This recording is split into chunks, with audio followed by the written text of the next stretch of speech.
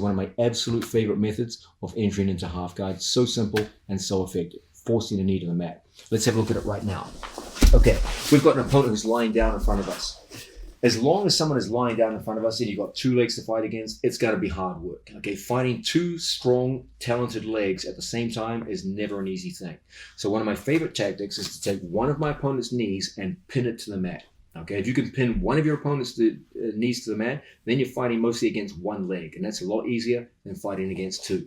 So how are we going to do this? I go out towards my training partner and I approach in a way where I don't let Giancarlo hook into my legs. If I'm naive and I step beyond the line of Giancarlo's toes, he can hook into my legs with De La Riva, reverse De La Riva, X-guard, whatever he wants. Okay, so I can't just naively step in and now I'm in trouble. Okay, so what I do is I step up to his center line. I never step on both sides of the center line. We can hook into either one of my legs and cause even more problems. One leg goes in the middle, right on the center line, and I stand on the toe line. I don't engage any further with my legs. I don't offer Giancarlo my legs. If I step in further with the legs, he's got me. Okay? So I keep my foot outside here. If Giancarlo is naive and reaches from this distance with his legs, he's creating a serious problem. He's overextended his legs, and it's going to be very easy for me now to start passing games. Okay, so if he's a talented opponent, he's going to be very wary about letting his knees go beyond his hips. This is his hip line. His knees are always behind the hip line. If his knees go beyond the hip line, it becomes very easy to throw legs by and start passing. Okay, so a talented opponent's not going to want to put his knees beyond the hip line. So I challenge him at the toe line and I dare him to come towards me. If he does, it's a mistake on his part. Easy to pass now, okay? Again, if he reaches all this distance, it's so easy now for me to start passing, okay? So if my opponent has skills, he's going to be very wary about letting his knees go beyond the line of his hips, okay? So I can confidently come up to a skilled opponent and put my foot right on his toe line, and now I know he won't go for my legs. But I can go for what I want. I won't give him my lower body, but I give my upper body forward. As my upper body comes forward, I take two hands right here. One inside the knee and one inside the hip. I don't even bother grabbing the gi. I just, boom, tap in. Okay, so my two hands catch right here. As my hands move, I take a side step. And from here, I put my foot in the middle and I push Giancarlo's knee to my leg. Then I just come in and catch. My elbow goes over the top and we're in half guard. Okay, so simple and so effective. Let's have a look at it again. I walk up to the toe line, but not beyond. I bring my upper body forward. I keep my hands back. I'm not naive. I don't give him my sleeves. Okay, that's going to cause problems. So my hands come back, and then in one motion, they catch. From here, big side step 1, trail step 2, and we're in position. I step between his legs, and I push his leg to my leg. Now everything goes forward into this space. My knee to his hip. And now we're in half guard. Okay? Now a natural question for you to ask is, okay, that looks pretty good. Can I do that on a seated opponent? Only if you flatten him out first. So say for example, Giancarlo was seated. I might come towards him and tie up the hands and put his shoulders on the mat. Now I can go. And we're in half guard. Okay? But first, you got to get him down and seated. Down and supine. So this too is an excellent way for us to force our way into half guard, pinning your opponent's knee to the mat. Our second method of forcing our way to half guard. Now we're looking at the essential skills involved in learning to pass half guard. The first essential skill, the one that's going to get you on the road to passing your opponent's guard from half guard situations, is that of forcing your opponent into a half guard situation. We've looked at doing it out of split squat. We've looked at doing it by pinning an opponent's knee to the mat. Now let's look at one of my other favorite ways of doing this, and this is making use of the inside knee position. First, what the hell is the inside knee position? If you lie down, Giancarlo, this refers to any situation where I get my knee inside my training partner's knee. Okay? Now this is a very useful general way of controlling people when you're trying to pass guard. Okay? What this does is it enables me to dominate the space between my opponent's knees. Have you ever noticed that the most difficult times you face in guard is when you don't control the space between your opponent's knees? That's when things get really tough, okay? When my opponent's two knees can move wherever he wants them to go, that's when you suddenly find yourself getting into triangles. That's when you find you're trying to control gi pants and he's pulling you into spider guards, he's going over the top and getting into lasso guards. It's just a nightmare because his two knees can move wherever they want to go. But if I find myself in situations where I put my whole body between his two knees, now when he tries to bring his two knees together, my body's in the way. When he tries to use his legs in any kind of offensive frame, it's almost impossible. Almost all guard offense requires the unlimited use of my opponent's two knees. If he can't move his two knees where he wants him to go, it's a big problem for the guy on bottom. So anytime we achieve this position, it's a great, great thing. If my opponent overreacts and tries to bring his two knees together, he creates an even worse situation where he ends up getting flanked.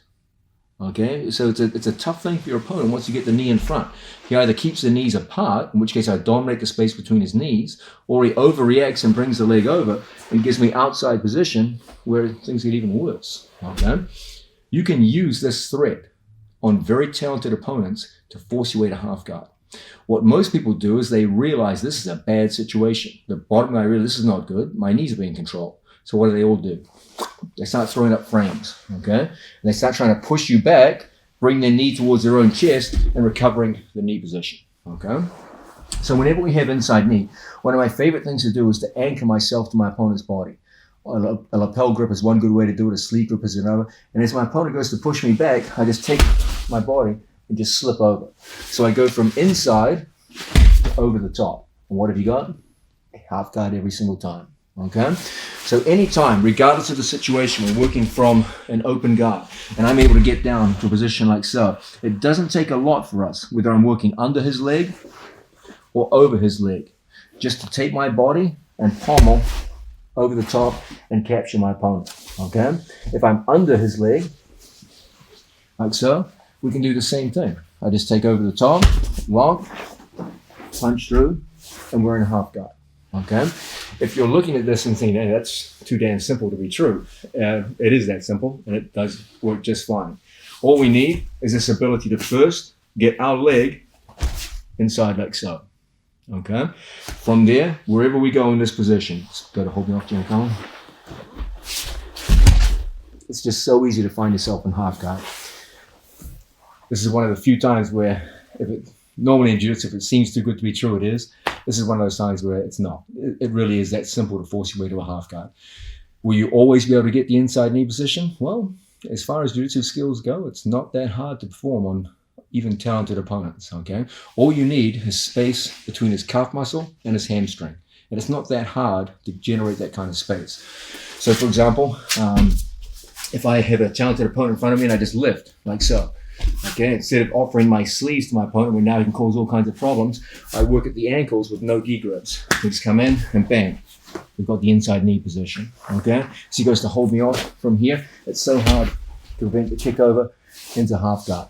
Now, from Giancarlo's perspective, he's not that threatened by it because he's still in half guard, which is not a bad position for bottom jiu-jitsu play. And so many of your opponents will actually accept you stepping over the top, okay? So often you don't get that much resistance just on a simple act of passing the foot over. And then you find yourself right where you want to be, half guard top. So this is without any question one of the simplest and one of the very best methods of easily achieving the half guard situation from an open guard. Now we're looking at the subject matter of forcing our way from an open guard situation into half guard. Okay, now one of the absolute most effective ways of doing this is to use standard methods of guard passing, and as we encounter resistance, change direction and go into half guard. The reason why this works so successfully is because most of your opponents will literally die rather than give you side control or mount. Okay, that's a guard pass and points. But they're perfectly willing to accept giving up half guard because it scores nothing. At the very most, an advantage. And so the levels of resistance are often substantially lower than trying to directly pass the side or mount. People, as I said, will accept giving up bottom half guard where they will never accept giving up bottom side control. And as a result, in the midst of a standard form of guard pass, there are many, many opportunities just to go into half guard and then play your half guard passing game. I'll give you some common sense examples. Let's say we start off with a very popular form of guard passing, over-under passing. Okay, so we have an opponent in bottom position, and we're able to successfully get a hold of our training partner's gi pants. We're able to successfully get a hold of our training partner's hip, and we come down here like so.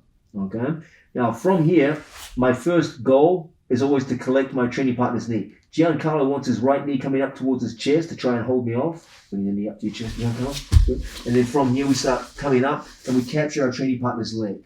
Now from here, we're supposed to come down and then start our passing action from this position, okay? But of course, you deal with better and better opponents, you run into very strong resistance. The guys are framing on you, they're holding you off. So what we do is we use an over-under pass just to get the half guard. So here we are, we have our various grips in place. I come around the corner, I capture my training partner's knee, and instead of passing over-under style, I just bring my arm over the top, and what have we got? Half guard. Use an over-under pass to get to half guard position. Toreandos. My opponent's in good position like so. I get a hold of my training partner's two gi pants. We start coming out to the side and forcing the man off, and lo and behold, he frames strongly, and you can't complete your pass. So a nice one to do from here is just to step over the leg and sit down and find yourself from a failed toreando into a successful half guard force. Okay. Another nice one, a situation where we're in front of our training partner. He's sitting up, for example, and we go long stepping. Okay. I get a hold of my training partner's gi pants, and from here I try hard for a long step. He does a good job of bringing his bottom knee in, and we're starting to get put back in guard. I just step over his legs, and then from this position, what have we got? Half guard. Okay. Double unders. I'm underneath both of my training partner's legs. And he puts up strong defensive frames. I'm trying to come around the side. I'm trying to bring the guy up. I can't get through. He's walking back on his shoulders, giving me a hard time. So we end up in half guard. Okay? Can you see the pattern here? What we're doing is we're using standard methods of guard pass to put our training partner under pressure. And as he resists strongly the initial guard pass, over under, double under, toreando, long step, or whatever you happen to be using, leg drag. As he goes to resist, there's going to be opportunities to stuff a leg and just sit over into half guard. Your opponent will soon realize, oh, all he wanted was half guard. That's not so bad, doesn't score. And so they will accept that half guard position. And as a result, you'll get what you really wanted, your favorite passing position, half guard top. So let's quickly run through this again. The idea is simple. Tactically, we start an open guard with any standard form of guard pass. I'm going to start here with toreando. Okay? I go in on my training partner and I come out to an angle. As I run into resistance, I can't complete the toreando pass, so instead I just switch and capture the leg. Now, as he goes to hold me off, I capture the hips. And what have we got? Half guard top. Okay? Similarly, we go through over under position. He pushes me off, goes to put me back in guard. No problem. We settle for half guard. Okay? Can you see what's happening here? You started with a big ambition to use a standard method of guard passing to pass your opponent's guard. You ran into strong resistance, and so you settled for a compromise, which is half guard. You're willing to settle for it because it's good for you. You get to pin your opponent into your